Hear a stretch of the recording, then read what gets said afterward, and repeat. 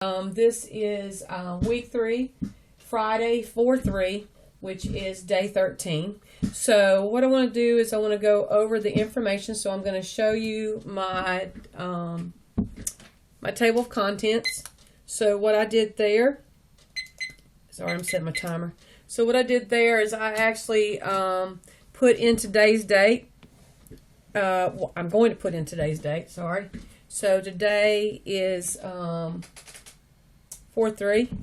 So 4/3, I'm going to have a my reading. My reading was for, let's see, page 293 to 293 to 298. That's going to be on page, let's see, what page am I on? 12, 13 to 14 is what that is. And then I'm going to do my 4/3, and I'm going to do my single and double displacement handout there. Okay, so let's go ahead and look. So the first thing we want to do is we want to go where we are today. So the first thing I did is I read in the textbook. And so in the textbook, what I did is, first of all, I said, all right, single replacement is when one element replaces an atom of another, and that is A plus BX yields AX plus B. Now, today, you will need to have a red, a yellow, a blue, and a green crayon marker, whatever you've got. So, when we're talking about single replacement, there are 3 things that it can happen, okay? So, either first, as a metal replacing a hydrogen. The second thing that could happen is a metal replacing another metal. And it has to be in a compound dissolved in water. If you look on page number 293 for most reactive, you will need to look at that, because here is the information that I want to make sure you understand. To replace any metal listed below it, it can, but it cannot replace a metal that's above it. And you have to put NR, means non-reactive. Okay? So that's the second kind. The third kind is a metal replacing a non-metal.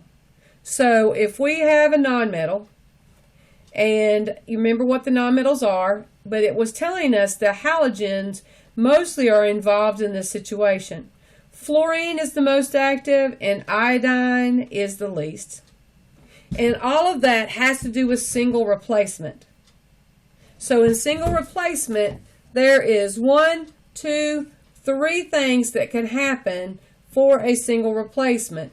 For a single replacement, it needs to have 3 elements here, and then they're switching places. See how X is moving over to A and it's leaving B? That's what's going on. Up here is the ones that we did the other day, remember? Synthesis is where you have them going together. Decomposition is where they're coming apart. But now we're talking about single and double displacement. Single replacement is where you having someone switch. One element is switching with another atom, okay? So then the last thing that I want to talk about is I want to talk about what double displacement is. So double displacement is the exchange of 2 compounds, and you're changing ions. Here we go again. Remember, cation and anion. Cation is positive. That will be your A and your B. And your anions are negative ions. That would be your C and your D. Now, in this book, it's actually showing you an X and a Y. You can't see my Y unless you look really, really carefully, because it's yellow. So what's happening here is A and B are cations. X and Y are anions, and they're switching places. Now, an anion with OH negative to Cl negative, changing with an Na plus and a Ca2 plus, will produce a solid product, which is called a precipitant.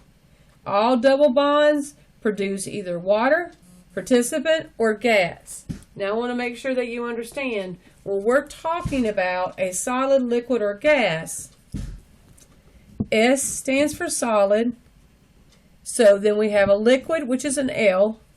We have a gas, and then we have an aqueous solution, which is AQ. That's what we're going to use at the end of that. So what I'm going to do is now I'm going to go to my handout that I had the other day. And now what I'm going to do is I'm going to go through and I'm going to do the other part of it. So I have single and double displacement, right?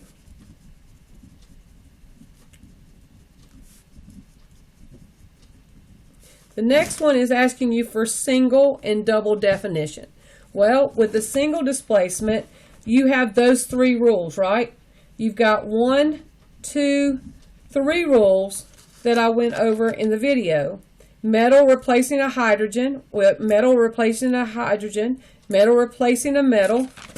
So we've got metal replace a hydrogen, a metal replace a metal, and then our third one was a metal, a non-metal and a non-metal. Non-metal and a non-metal. Okay. For my double displacement, remember what I said for that one.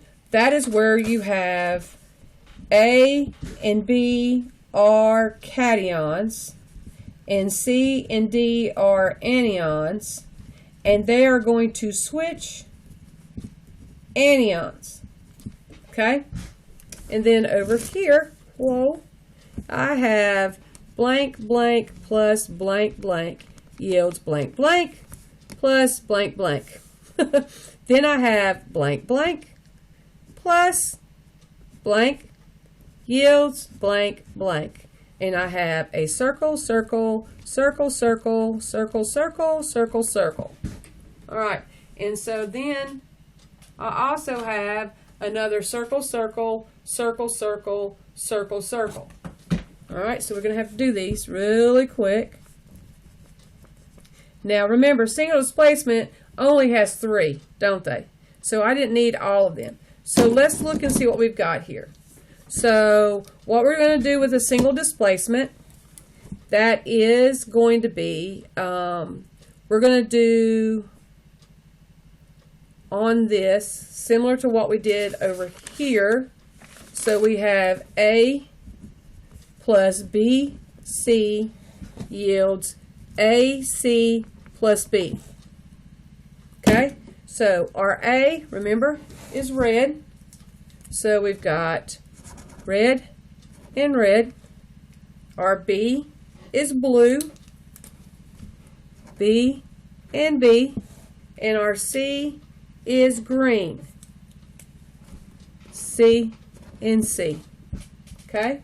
Now for our double displacement, when we're doing that one, let's look and see what we've got over here.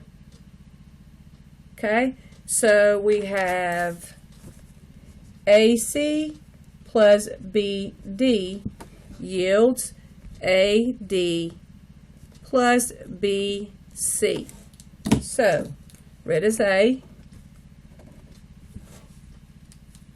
B is blue, C is green, and D is yellow. So then the next thing I'm going to do is I have filled out the top, and now what I'm going to do is I'm going to go down here and I'm going to start and do at least 1 or 2 problems with you until I run out of time. So the first one, it says P plus O2 yields P4O10. So I'm going to get my red and my blue out, right? So I have this one and this one, right? And I have this one and this one. So I have red and blue yields 8 red plus blue. Well, that's synthesis. So I'm going to do synthesis. But now what I need to do is I need to balance this. So P is 1, O is 2. Yield, P is 4, O is 10. So, for me to get 4 P's over here, I need to put a 4 in front of here, which would make that a 4. To get a 10 over here, I need to put a 5 over here, which will give me a 10. And so now I have colored it, I have said what it is, and I have answered the question. The next one, HGO yields HG plus O2. Well, let's see here. Red, blue, red, and blue. Now, I have a dividing line. So, red, blue yields red plus blue. So, this one is a decomposition one. So, now what I'm going to do, HG and O, HG and O. O is 2, HG is 1, HG is 1, and O is 1. So, if I put a 2 in front of there, that changes that to a 2, changes that to a 2. And if I put a 2 in front of here, that changes that to a 2. And now it is balanced. So, what I would like you to do is I would like you to go through this, and I would like you to do some of them to make sure that you understand. Yours should look like mine, so at the end, you should be taking a picture of your notes that you took and a picture of this today. I hope you have a blessed day. It's Friday. This is not due until Sunday night. Keep up with your work, and God bless.